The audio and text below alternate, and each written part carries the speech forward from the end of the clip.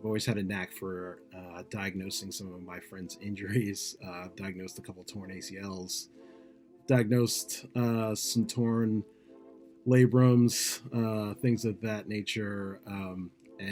So everybody always wanted to call me Dr. J, and I would always tell people I'm not a doctor, so not Dr. J, just stuck. Hey, Big Boy Pants Golf and everybody at home. This is Jay, aka not Dr. J, aka Pro Golf Critic, and it's great to be on YouTube's hottest golf channel. Folks, this may be the deepest, most meaningful episode of Big Boy Pants Golf yet. I've been called a fake and a liar. So now it's time for me to bring receipts in a little thing I call fact check on aisle 4. At the end of January 2023, Pro Golf Critic reaches out to me with, by the way, me and a couple folks are thinking about starting a podcast. Me and Fleshing at Golf and Golf Lover UK. I think the 4 of us would be a hit. Any interest? Then the group thread begins with Pro Golf Critic, Golf Lover UK, and Fleshing at Golf. Pro Golf Critic starts off with, since it sounds like Fleshing at Golf is doing a podcast appearance, I thought it'd be a good time to get us all on the same page to start the convo about maybe doing a group pod. 10 days until the first live event. Thoughts?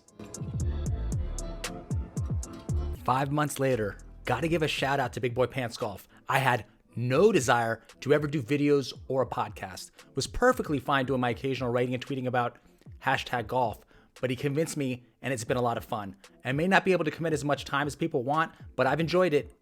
Thumbs up.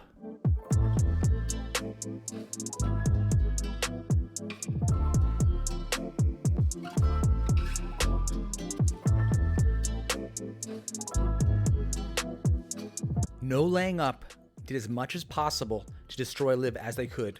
With tweets like this, it's pretty clear that Liv's future is going to include a lot of straight up lies. They're just going to power through and try to will untruths into truths, and they're going to get more and more empowered because there's no one there to challenge them. Don't forget the classic blood money tweets. Wow, super curious if Bryson is going to take the oversized pile of blood money or make the ethical decision. Ha ha ha ha ha. You've also got the bonesaw tweets. You've got the Saudi regime tweets, and you've even got a tweet directed at not Dr. J, Pro Golf Critic's former Twitter handle, challenging Liv supporters to go on No Laying Up. This raises that philosophy 101 question. Can you be a fanboy of No Laying Up who continually tries to dunk on Liv and create all these false narratives while also being a fan of Liv and against the corrupt golf media? Pro Golf Critic attempts to do just that. This has never been addressed publicly, and believe me, I'm not the only one that is asking this question. Feel free to address it or tell Steiny, XLSM, that many people are wondering at Big Randy. Big Randy responds, you really don't deserve a response, but I'll give you one anyway. We can and do say what we want, when we want.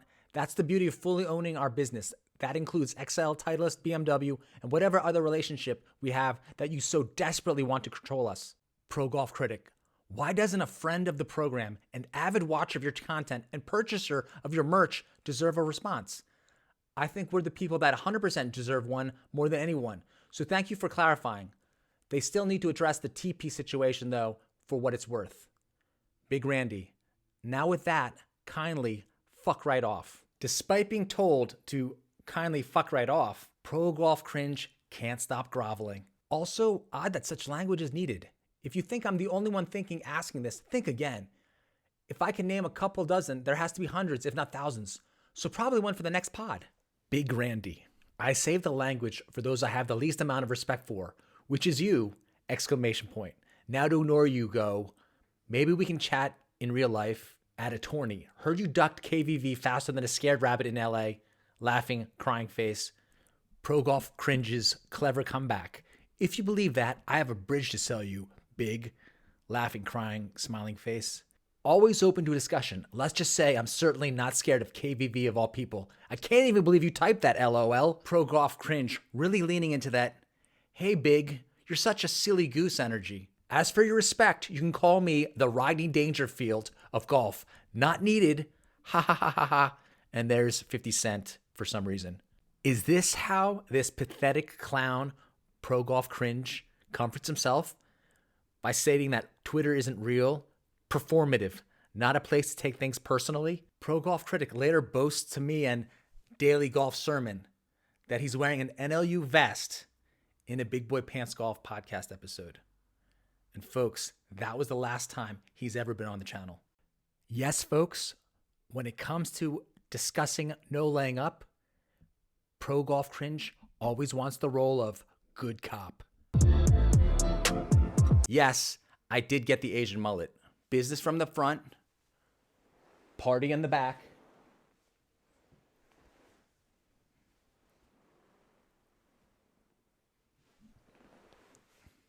I don't know if you expected my head to keep on pivoting around, but Asian heads are like your head. You can't just keep turning them around and around. Anyhow, thank you to the people who ended up purchasing 5 t-shirts before Live Vegas off of BigBoyPantsGolf.com. You came through, so I came through. A few Sundays ago, I woke up just like every other Sunday, and I immediately started trolling on Twitter, now called X. Usually I'm still kind of sleepy. Maybe it's not my best stuff, but I like to get the reps in. So I came out with, people don't hop onto X to make friends. At least they shouldn't.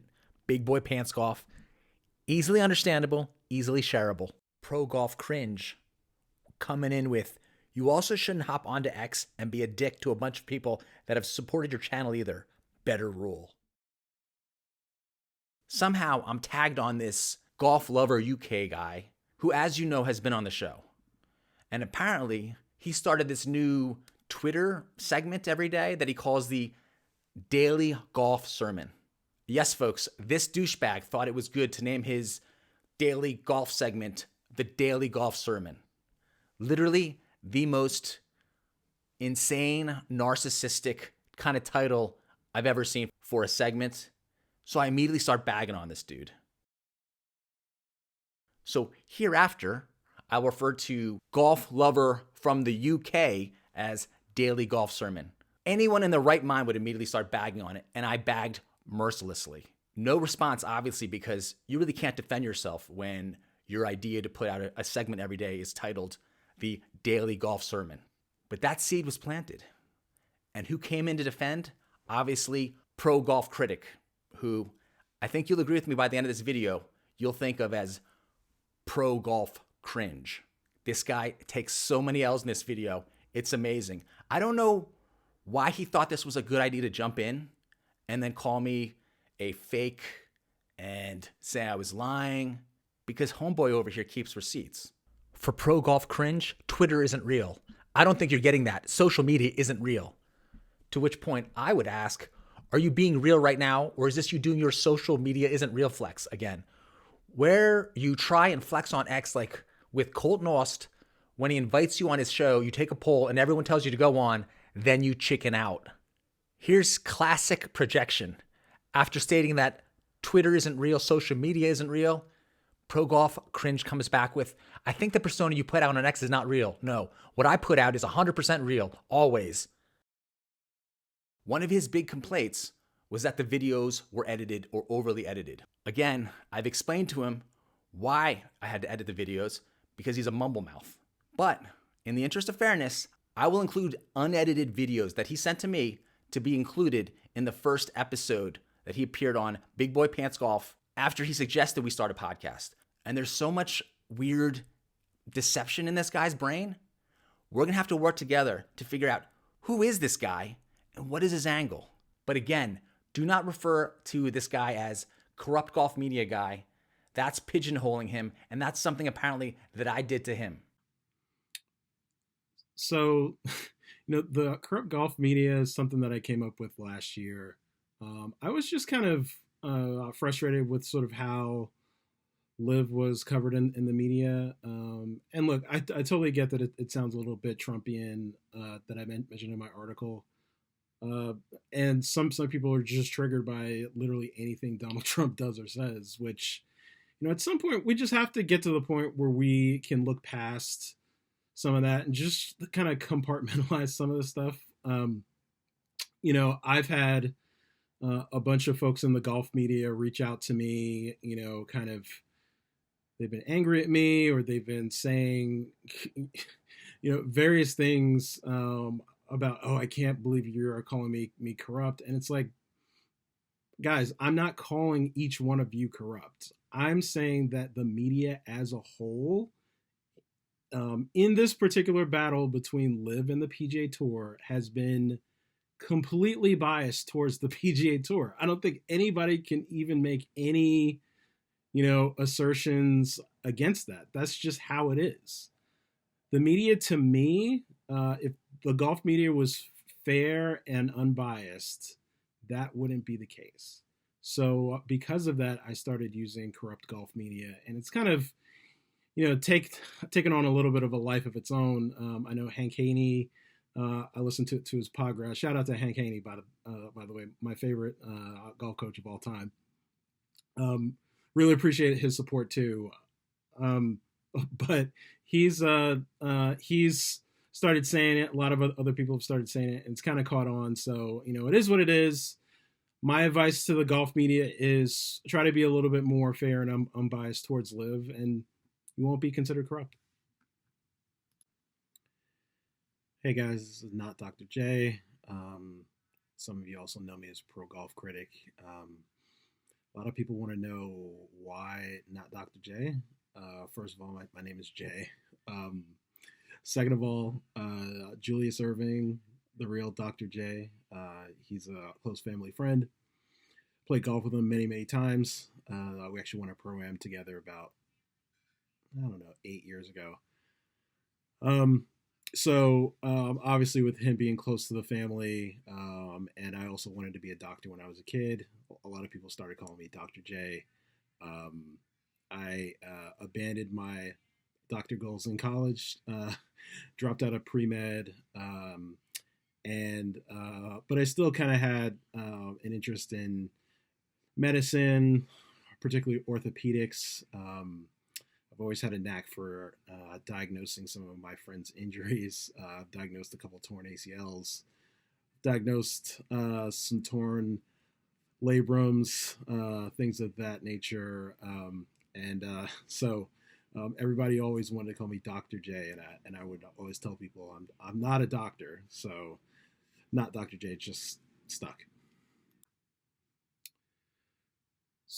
So Chase Koepka and James Piot, I listen to podcasts like No Laying Up and Shotgun Start, all those podcasts, and it's like whenever they want to take perceived shots at LIV or the players there, those are kind of the two poster boys for for trying to downplay how good the players are. And honestly, like, it really frustrated me because I don't think people really understand how good these guys are. James Piot and Chase Koepka did not make it through relegation with LIV Golf. This coming from the guy who apparently knows everything about pro golf, while this guy right here doesn't. Folks, Pro Golf Cringe has called for me to apologize. You can see it right here. Since the beginning of time, no man with an Asian mullet has ever apologized for anything. And I'm not about to break that tradition now. There will be no apology.